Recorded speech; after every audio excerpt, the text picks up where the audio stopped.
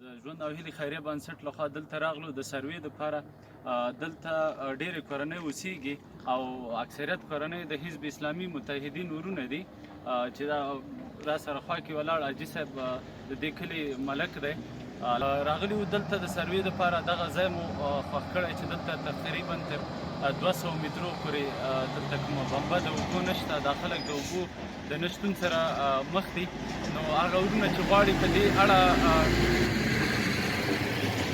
دې اړه کومک وکړي او اوبه دې صدقه ده، الله تعالی دې هغوی ته اجر عظیم ورکړي. په دې اړه دې د دې ورونو سره همکاري وکړو. راځئ د ملک صاحب سره څو خبرې کوو.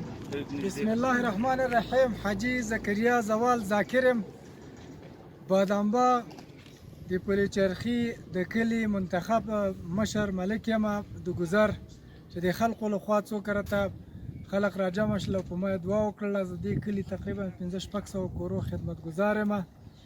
دا د هیلې او د ژوند د بنسټ څخه موږ متشکره، خوشحاله او راضي یاستو چې دوی دغه خپل بشر دوستانه، انسان دوستانه، هم نو دوستانه، هغه انساني اسلامي ورورولۍ، همکارۍ، وطنولۍ موږ سره چې دی د عمل په صحنه کې دوی څرګندوي او موږ ته د عمل منفعه چارو دپاره د خلقو د اوبو د ستونزو د حل دپاره دغه زمینه مساعدوي. موږ له دوی څخه ډېر متشکره یو، راضي یو، خوشحاله یو. الله تعالی دغسې بنسټونه زموږ په وطن کې زیات کړي او د دې چارواکي مسؤلینو ته د خدای پاک د زیات خدمتونو هغه امکانات ورته خدای برابر کړي. د هرې مرجع څخه چې دغه لاره چاره برابره شوې موږ ترې ډېر زیات خوشحاله یو. او بادامباغ کله ډېر مستحق خلک دي، محتاجه خلک دي، بې بضاعته خلک دي، قابل د ترحم خلک دي او د تقدیر وړ خلک دي. زه په حیث د منتخب نماینده او ملک د ګذر په صفت دغه د ژوند او د هیلې د بنسټ څخه ډېر زیات منندوینه کوم او خوشحاله یم، متشکر یم. لوی خدای دوی ته اجرونه ورکړي. الله تعالی دې وکړي چې دوی په عملا دلته اقدام وکړي او زمونږ وطنوال، کلیوال، دغه مستحق بې وضاعته قابل د ترحم خلق دوی د کومک د پوشش تر لاندې ونیسي. له تاسو څخه موږ متشکر او خوشحاله کورم.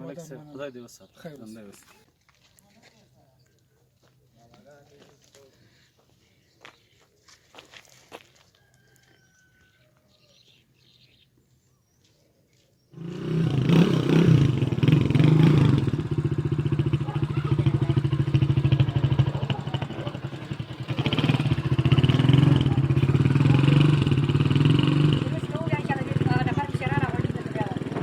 صحیح ده.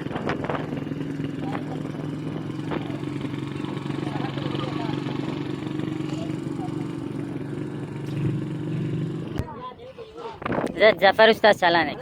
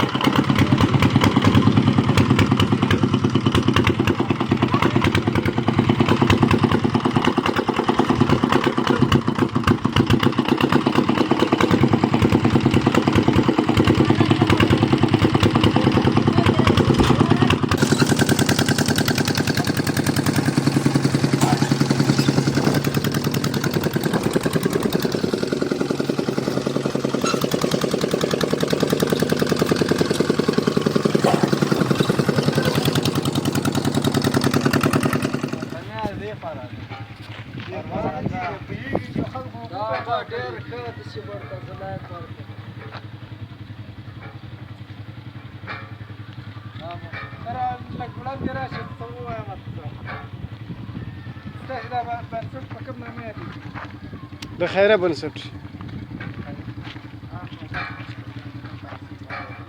درنو عزیزانو، موږ د خیریه بنسټ د مسؤلینو کارکوونکو نه ډېر خوشحاله او راضي یو. کومه برمه چې موږ سره دلته د بادامباغ د کابل ښار په 21مه ناحیه د بادامباغ په کلي کې کومه برمه چې دا د خیریه بنسټ لخوا دوی موږ ته ووهله او فعاله شوه او فعلا د استفادې وړ ده. موږ د دغه یاد بنسټ د خیریه بنسټ نه ډېر خوشحاله یو او راضي یو. خدای تعالی دې ورته اجرونه ثوابونه آمین. هر چا چې په دغه برخه کې زحمت ایستلی، هر قدم خدای دې ورته کتلی د میزان کې حساب کړي. الله تعالی دې وکړي چې د تل دپاره د ګرانو هېوادوالو په چوپړ کې واوسي او هر یو عملو چارې چې د خیر لپاره کوي الله پاک ویني انشاءالله د ثواب او اجر نه مخالف وي. جزاک الله ډېر راضي او منندوی او تاسې نه یوه نړۍ خیر اوسئ. خوشحاله اوسئ. الله مو خوشحاله مننه کور مو ودان. تاسو سره هم